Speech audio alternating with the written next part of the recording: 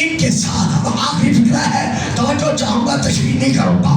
وَهُمْ افضل الخالق کے، یہی تو وہ ہے جو اللہ کی طرف سے اللہ کی ساری مخلوق میں سے افضل ہیں. تو جب رسول نے فرما دیا کہ ہم افضل الخلق، یہ اللہ کی ساری مخلوق سے افضل ہیں، تو اب فرما رہے ہیں رسول کے اللہ نے فرمایا ہے کہ یہ ساری مخلوق سے افضل ہیں. تو اللہ کی ساری مخلوق میں فرشتے بھی شامل، انبیاء بھی شامل، اولیاء بھی شامل، اوصیاء بھی شامل. ہم پہ اعتراض کرتے ہو کہ شیعہ حضرات اس لیے کافر ہیں کہ یہ علی و فاطمہ، حسین و حسن کو رسول کے صحابہ سے افضل مانتے ہیں. نہ بابا نہ، ہم علی کے، فاطمہ کے، حسن کے، حسین کے غلام، ان کو صرف رسول کے صحابہ سے افضل نہیں مانتے، بلکہ رسول کی حدیث کے مطابق انہیں اللہ انبیاء سے بھی افضل منوا رہا ہے.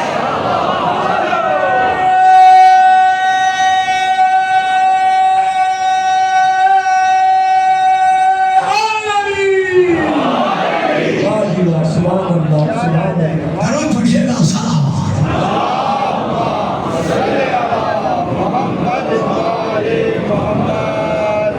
تو ہم سے کہتے ہو کہ شیعہ کافر ہیں. بہرحال یہاں پر حکم نازل ہوا کہ ان سے کہہ دو ہم اپنے بیٹے لاتے ہیں، تم اپنے بیٹے لاؤ. اب رسول کن کو لے کر گئے؟ علی ہے، فاطمہ تو، حسن تھی، حسین جاؤ. لفظ ہے نا، پھر بات مشکل ہے. اب نا اسانا انفسانا، عربی کا یہ نا ہے. اس کا ترجمہ کیا ہے؟ اپنے. میں ادا نہیں کر سکا، آپ چپ کر گئے، میں اسے پھر ادا کرتا ہوں. اس کا معنی ہے، نا کا معنی ہے اپنے. اچھا جی، اپنے کی ضد کیا ہے؟ پھر چپ کر خیر، امام خیر. تو اب آیت میں کیا ہے؟ نا. نا کے معنی کیا ہے؟ اپنے. ہم اپنے لاتے ہیں. پھر مجھے اب افسوس ہوا ہے، پوری طرح نہیں ہوا، اب افسوس ہوا ہے کہ جو بول سکتے تھے وہ بھی نہیں بولے، وہ انتظار میں بیٹھ گئے کہ میں اگلا فکرہ دوں. ہم اپنے لاتے ہیں، اپنے کی ضد ہے خیر، ہم اپنے لاتے ہیں. تو معلوم ہوا میدان مباہلہ میں جو رسول کے نزدیک اپنے تھے، رسول اپنوں کو لے گئے. جو بٹھائے گئے وہ غیر ہیں، جو لائے گئے وہ محمد کے اپنے.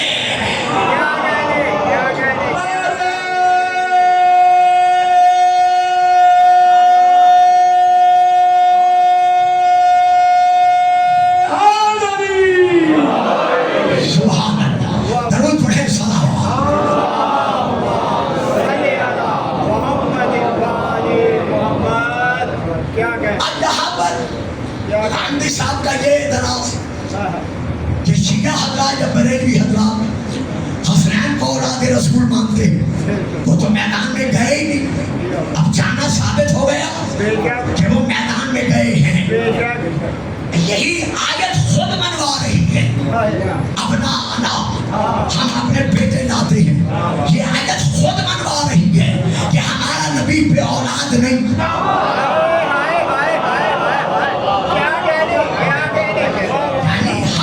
بیٹے لاتے تو پتا چل گئے آیت سے کہ محمد بے اولاد نہیں.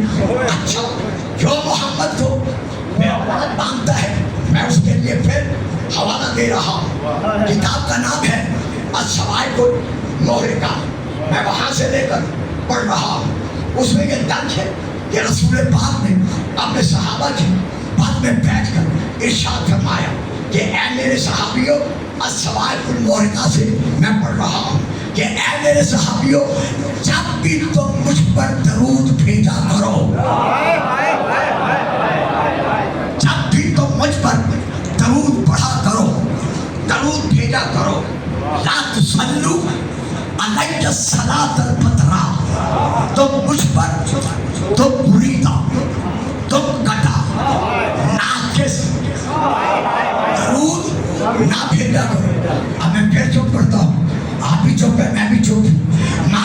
ہوا صحابہ میں کچھ تو ایسے تھے جو تم کا درود بھیجتے تھے.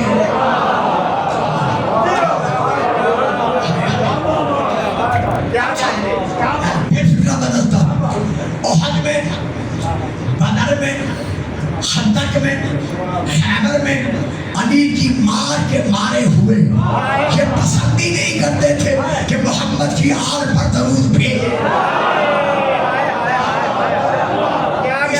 رسول کو اعلان کرنا پڑا صحابہ کے اجتماع میں بیٹھ کر کہ لا تصلو علی الصلاۃ البترا، کہ اے میرے صحابیوں تم مجھ پر ناقص درود نہ بھیجا کرو. اور بابا جان بے شک جو بیٹھو لیکن اتنا تو جواب دو گے نا کہ جب اللہ ناقص قربانی قبول کرنا گوارا نہیں کرتا، اللہ ناقص درود قبول کرنا گوارا کیسے کر سکتا ہے؟ رسول فرماتے ہیں ناقص نہ بھیجو. اب صحابہ عرض کرتے ہیں کہ یا رسول اللہ، پھر فرمائیں گے وہ ناقص درود، نامکمل درود کون سا ہے؟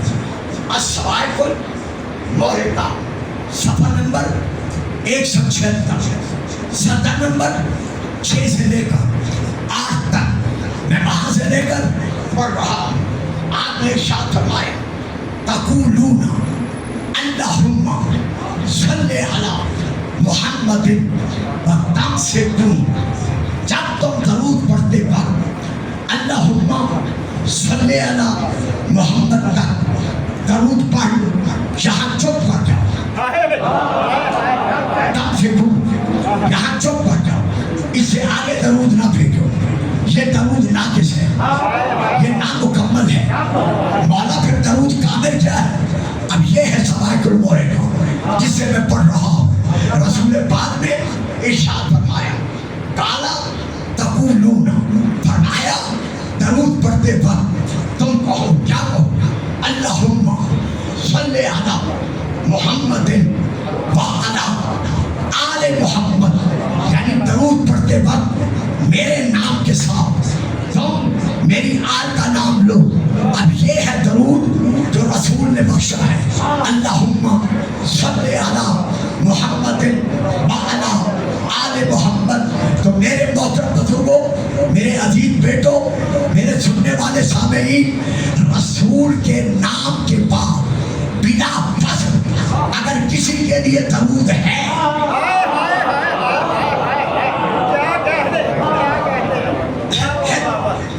رسول کے نام کے بعد اگر بلا فصل کسی کے لیے درود ہے تو وہ آل پر ہے. اب اگر کوئی اللہم صلی علی محمد پڑھنے کے بعد کہتا ہے وازواجہ واصحابہ وعلماء، بے شک کہے، ہم اسے نہیں روکتے. وہ کہتا ہے کہتا رہے، لیکن جو رسول نے درود دیا ہے وہ کل بھی آل والا تھا اور آج بھی آل والا.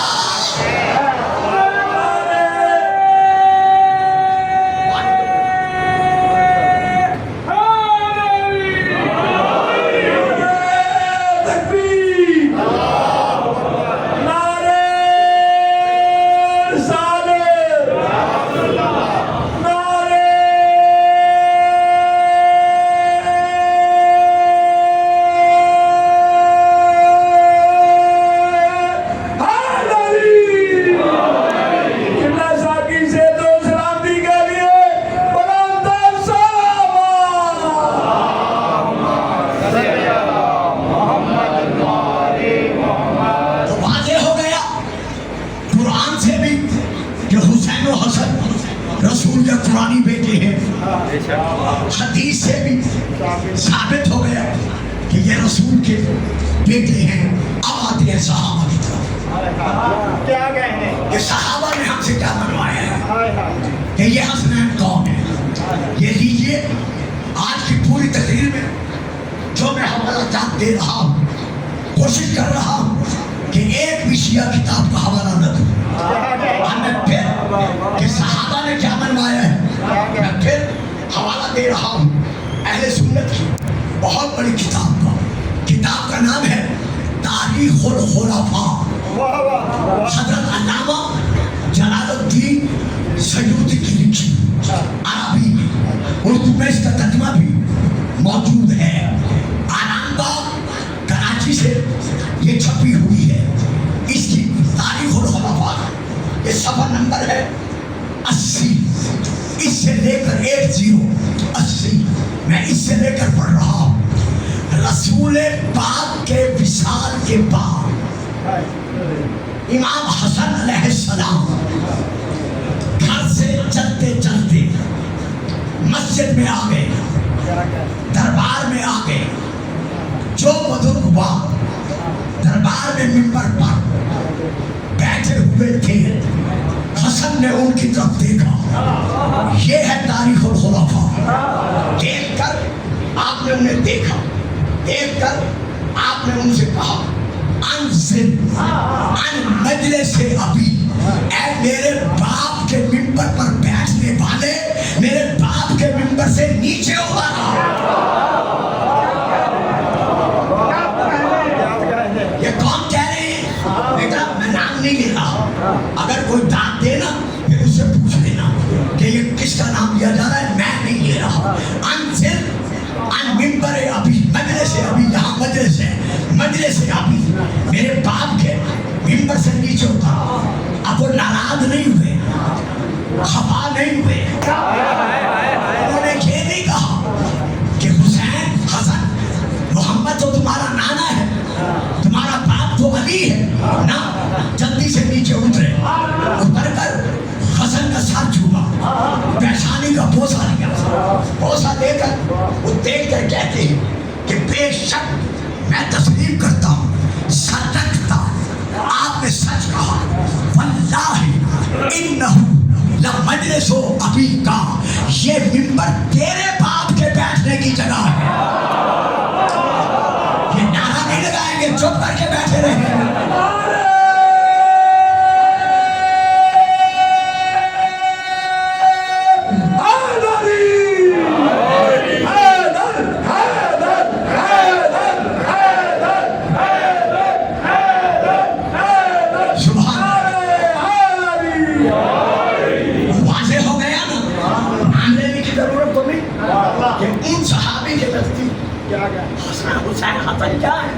रसूल के बेटे अब एक कदम और आगे, शहीद की तरफ, सफा नंबर 143 143 मैं वहां से लेकर पढ़ रहा हूँ। इसी तरह इमाम हुसैन अलैहिस्सलाम दूसरे दौर में, दूसरे दौर में इमाम हुसैन अलैहिस्सलाम दूसरे दौर में दरबार में गए, बैठने वाले को मिंबर पर बैठे हुए देखा। वही कलेमा जो इमाम हसन ने कहे थे, वही कलेमा हुसैन ने अदा किए। देख कर कहते हैं अनज़िल अन मिंबर अबी, वहाँ मजलिस था, यहाँ मिंबर है। अन मिंबर अबी, मेरे बाप के मिंबर से नीचे उतर आओ, जाओ अपने बाप के मिंबर पर जाओ।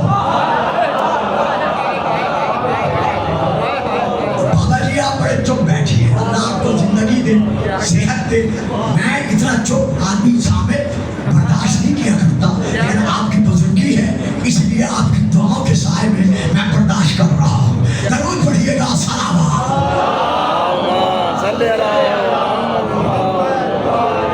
अब हुसैन ने मजलिस नहीं कहा, मिंबर कहा। अनज़िल अन मिंबर अबी, मेरे बाप के मिंबर से नीचे उतराओ, जाओ अपने बाप के मिंबर पर जाओ। रब्बे अकबर की कसम, ये है दाही। वो नीचे उतरे, नीचे उतर कर हुसैन का साथ छूमा, पेशानी का बोसा लिया, बोसा लेकर कहा बेशक हाजा हाजा मिंबरो अबी का, ये तेरे बाप का मिंबर है। रहा तुम्हारा ये कहना कि मैं अपने बाप के मिंबर पर जाऊं, ला मिंबर अबी, मेरे बाप का तो कोई मिंबर है ही नहीं।